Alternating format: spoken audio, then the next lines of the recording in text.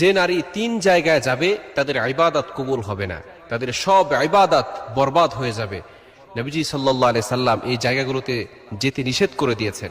Number 1, এক number হচ্ছে যদি কোনো ব্যক্তি গণকের কাছে যায়, যে গণক ভাগ্য নির্ধারণ করে এবং তার কথা যদি কোনো ব্যক্তি বিশ্বাস করে তাহলে তার ঈমান নষ্ট হয়ে যাবে। এটা হচ্ছে সম্পূর্ণরূপে শিরিক। শিরিক আল্লাহ তাআলা পছন্দ করেন না এবং শিরিকের গুনাহ আল্লাহ তাআলা কখনো ক্ষমা করবেন না।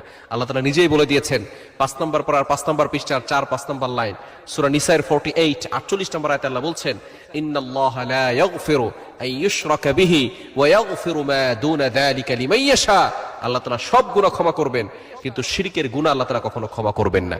এজন্য অবশ্যই আমাদেরকে সতর্ক থাকতে হবে। গণকের কাছে যাওয়া এবং তারা যে ভবিষ্যৎবাণী বলে এটা কখনো বিশ্বাস করা যাবে না, তাদের কাছে যাওয়াই যাবে না।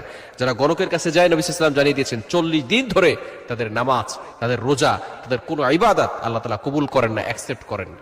এজন্য গণকের কাছে যাওয়া যাবে না। 2 নাম্বার হচ্ছে টিয়া পাখি দিয়ে অনেক সময় ভাগ্য নির্ধারণ করে, এরকম আছে না নাই? টিয়া পাখি দিয়ে ভাগ্য নির্ধারণ করে যে ভবিষ্যতে কি হবে, ফিউচারে কি হবে। এই টিয়া পাখি দিয়ে যারা ভাগ্য নির্ধারণ করে তাদের কাছে গিয়ে এবং টিয়া পাখির কথা যদি বিশ্বাস করে তাহলে তার ঈমান নষ্ট হয়ে যাবে, তার কোনো ইবাদত আল্লাহ তাআলা কবুল করবে না। এবং 3 নাম্বার হচ্ছে খুবই গুরুত্বপূর্ণ বিষয়, সেটা হচ্ছে অনেক সময় মাজারে গিয়ে সেজদা দেয় অথবা হিন্দুদের মন্দিরে যায় কি যায় না? খবরদার, এটা কখনো করবেন না। আপনার বাবাকে যদি কেউ অনুষ্ঠান করে অপমান করে, আপনি সেই অনুষ্ঠানে যাবেন?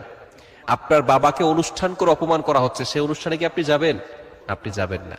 তো যেখানে আপনার রবকে অপমান করা হচ্ছে, আপনার রবকে তারা অপমান করছে, আপনার রবকে আল্লাহ না মেনে, আপনার রবকে খোদা না মেনে তারা সেখানে পূজা মণ্ডপ চালাচ্ছে, সেখানে তারা শিরকের ভিতরে লিপ্ত আছে, আর আপনি সেইখানে যাচ্ছেন, এটা কিন্তু ইসলাম সাপোর্ট করে না।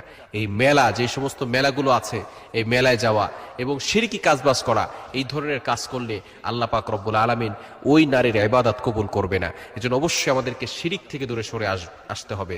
শিরিক হচ্ছে সবচেয়ে বড় পাপ, সকল পাপের বাপ। যারা শিরক করবে আল্লাহ পাক রব্বুল আলামিন তাদেরকে ক্ষমা করবে না। এজন্য ভবিষ্যৎবাণী যারা বলে, গণক যারা আছে, এদের কাছে কখনো যাবেন না। বিশেষ করে অনেক সময় অনেক মেয়েরা মাজারে গিয়ে, সন্তান হচ্ছে না, মাজারে যায়, মাজারে গিয়ে বাবার কবরে সেজদা দিয়ে তারপরে মাজারে গিয়ে আল্লাহর কাছে না চেয়ে তারা বাবার কাছে চায়। খবরদার, এটা কখনো করবেন না। এই বিষয়গুলো আমাদেরকে সতর্ক থাকতে হবে, এটা কখনো করবেন না। আপনি মাজারে যেতে পারেন, মাজার জিয়ারত করার জন্য যাবে, পুরুষরা যেতে পারে, কারণ মাজার জিয়ারত করা সুন্নত। বিশেষ করে মাজার জিয়ারত করা এটা সওয়াবের কাজ।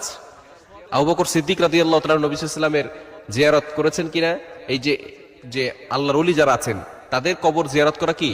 এটা ভালো একটা কাজ, সওয়াবের কাজ, আল্লাহ পাক রব্বুল আলামিন সওয়াব দিবেন। তবে আপনি গিয়ে তাদের কাছে চাইতে পারবেন না, কারণ যে ব্যক্তি দুনিয়া থেকে বিদায় নিয়েছে, এখন তার আর কোনো শক্তি নাই। আপনি যখন যেটাই চাইবেন সবকিছু চাইতে হবে আল্লাহর কাছে। এজন্য আল্লাহ তাআলা আমাদের সকলকে এই ধরনের গুনাহ থেকে, শিরক থেকে আমাদেরকে মুক্তির ব্যবস্থা করে।